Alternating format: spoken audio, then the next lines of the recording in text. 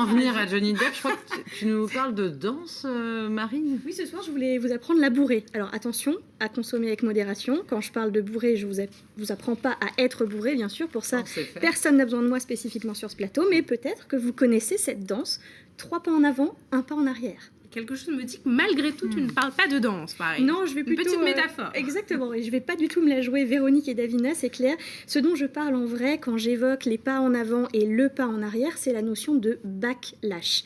Le backlash a été décrit par Suzanne Faludi, l'autrice, dans son livre du même nom, justement. Le backlash, c'est exactement ce qu'on est en train de connaître, nous, en ce moment, et c'est cyclique. Est-ce que tu peux nous expliquer ce concept de backlash, Marine? Oui, en fait, c'est un terme anglais, évidemment, qui veut dire contre-coup. Et d'un seul coup, et c'est déjà beaucoup plus clair quand on parle de contre-coup. Sauf qu'on parle généralement d'un contre-coup après une situation difficile, quelque chose qui pourrait être traumatique. Le backlash, c'est le contraire, et c'est une notion spécifique. C'est le contre-coup après quelque chose de positif. Quand certains parlent du « en même temps », moi je parlerais dans ce cas-là plutôt du « et pourtant », qui sonne pareil, mais dont les implications sont carrément différentes. Et pour ça, j'ai un exemple, en effet, avec un naufrage, un exemple qui va parler à tout le monde, le procès Johnny Depp-Amber Heard que vous voyez à l'image.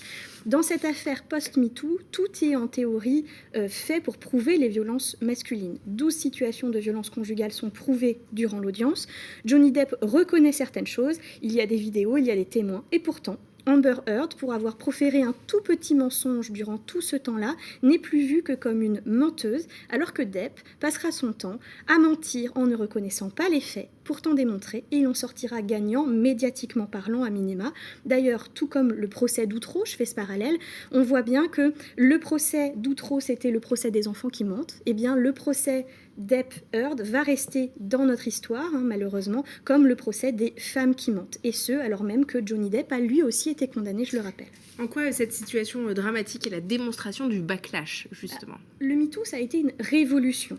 C'est le 3 pas en avant, si je reviens sur mon image, dont je parlais tout à l'heure. Il a permis de libérer non pas la parole, parce que les victimes ont toujours parlé, mais de libérer un peu l'écoute. Avec le procès Depp-Heard, c'est la revanche des machos, des masculinistes, et puis de quelques femmes aussi qui aiment soutenir leur propre domination. C'est donc une contre-offensive, une forme de vengeance qui revient à dire la phrase habituelle de « oui, mais il y a des femmes qui sont folles, hystériques, qui mentent, etc. » Et ce, quand bien même elles ont elles aussi pu être victimes. C'est là le pas en arrière dont je parlais du backlash.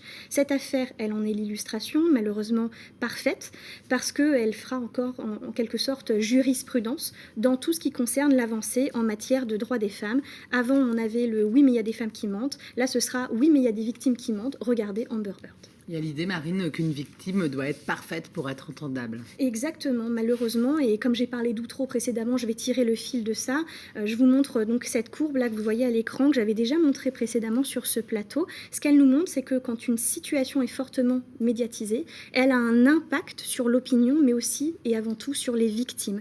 Depuis l'affaire d'Outreau en France, les victimes savent qu'elles ont toutes les chances de ne jamais être crues par personne, de ne pas être reconnues. Et c'est ça le backlash de l'affaire d'Outreau?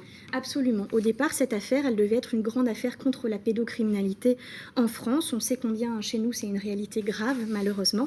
Pourtant, grâce à quelques artistes comme ce cher Dupont-Moretti, les victimes se sont retrouvées en position d'avoir l'air d'être des menteuses. Et on garde à l'idée maintenant, aujourd'hui, que le procès d'Outreau, c'est le procès des enfants qui mentent, alors même que tout le monde sait par ailleurs que 12 des 19 victimes ont été reconnues par la justice victimes de pédocriminalité.